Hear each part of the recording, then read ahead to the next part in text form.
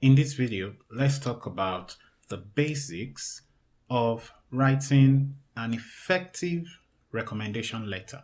Now, this will be useful for anyone who actually wants to be a referee for someone, or if you need to draft a recommendation letter for your referee. I know this happens a lot. So how should you market yourself or this particular candidate for this position?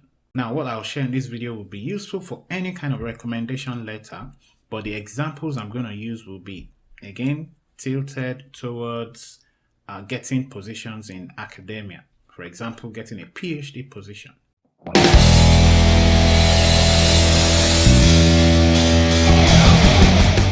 Now, the first thing you want to do after the address and the salutation is to give a broad statement of why you are excited to be in a position to recommend this person for this particular program. For example, I am very honored and excited to support the application of Peter Dowry for admission into the biochemistry PhD program at the University of blah blah blah. Now, that is a good first statement. In the next paragraph, you now want to state how well you know this person, the connection you have with this particular candidate. Generally, the deeper the connection, the better. And an example of how to stress that deep professional connection looks like this. My first encounter with Peter was in my cell biology course, bracket bio 102, at the University of blah blah blah. Here he demonstrated writing and curiosity far beyond the capability of his peers. In addition, I was privileged to serve as his advisor for his final year project titled blah blah blah blah. Hence, I am in a great position to explain why Peter is fit for admission into your program.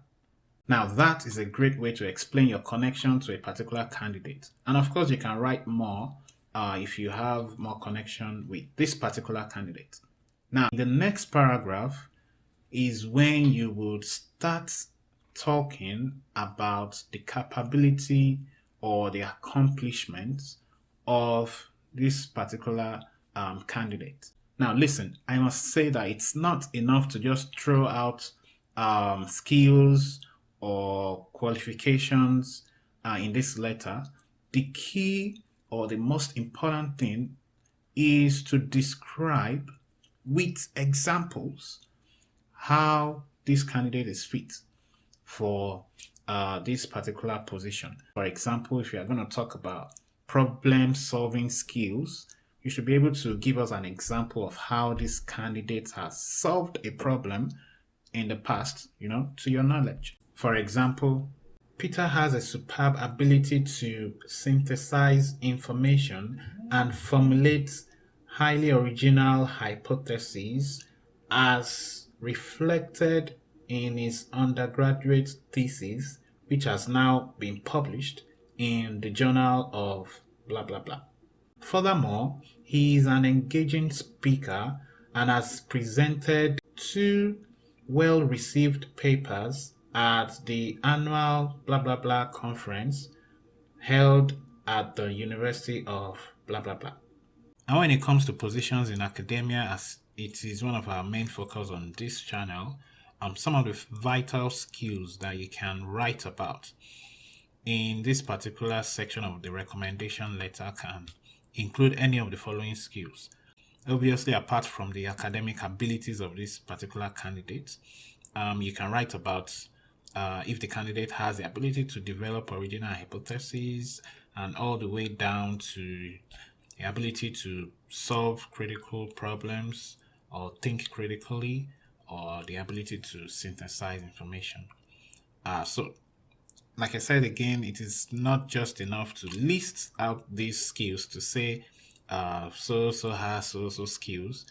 The important thing is to be able to give specific examples of how that particular candidate has used some of these skills in the past to achieve a result. Now, I must say that this third part can be more than one paragraph, depending on the number of examples that you have to show for this candidate. Now, just after this third part, you should also try to do another thing, which is summarize why you think this particular candidate would be a valuable addition to that department. So just a statement, something like, due to the aforementioned reasons, I am confident that Peter will prove himself to be a valuable contributor to the biochemistry department at the University of blah blah blah. I must also say that these skills and accomplishments shows that Peter is more than deserving of any scholarships or financial aid you can offer as he completes his PhD. Now, something like this helps put everything together and present it to the admissions committee. Now, the last thing that you should do is to offer to provide additional information if the admissions committee or the employer, whatever the case might be, would want any additional information. So that could read like this. Finally, please know that I will be more than happy to provide any additional information that might support your decision-making process. Thank you for your time and consideration. Sincerely, Dr. blah blah blah blah.